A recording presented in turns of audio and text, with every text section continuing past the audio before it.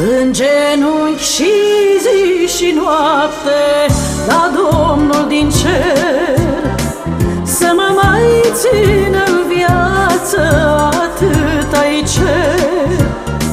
Să mă mai țină în viață, atât-ai cer. Repede n-aș vrea să mor, că port în mine un dor, dor mare de Iasmina, ruptă din inima mea.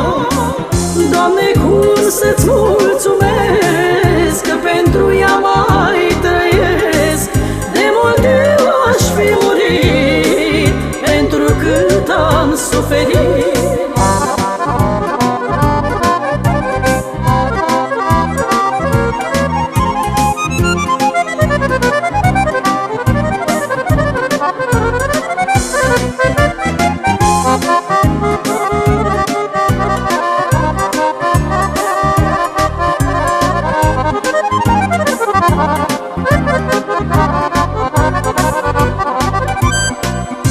Nu-mi pasă de ai mei bani, ea e înger scump.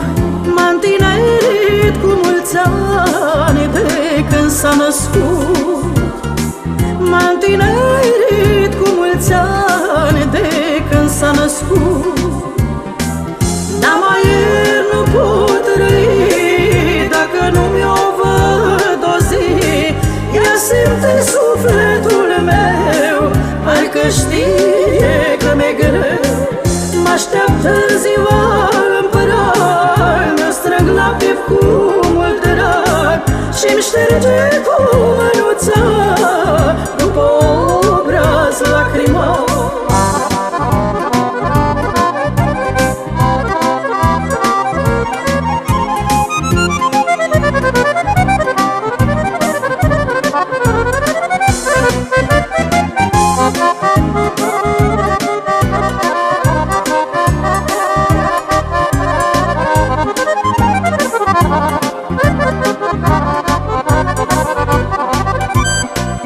Iasmina, aș vrea să știi când eu nu-i mai fi, s-o ascuns pe mama ta, nu mi-o supăra, că prea mult a suferit fiindcă te iubi.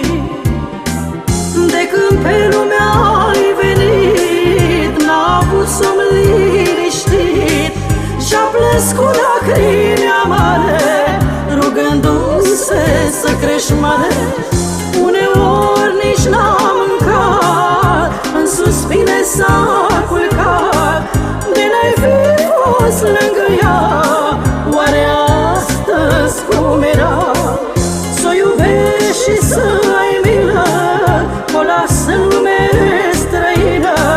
Frații s-o răsura, nevestele i-o schimba.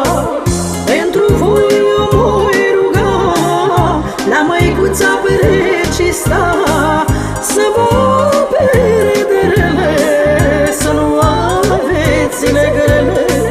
Fecioara să vă ocrotească, sufletul să-mi liniștească. Mi-ați fost dragi și v-am iubit, cu focul vostru am murit.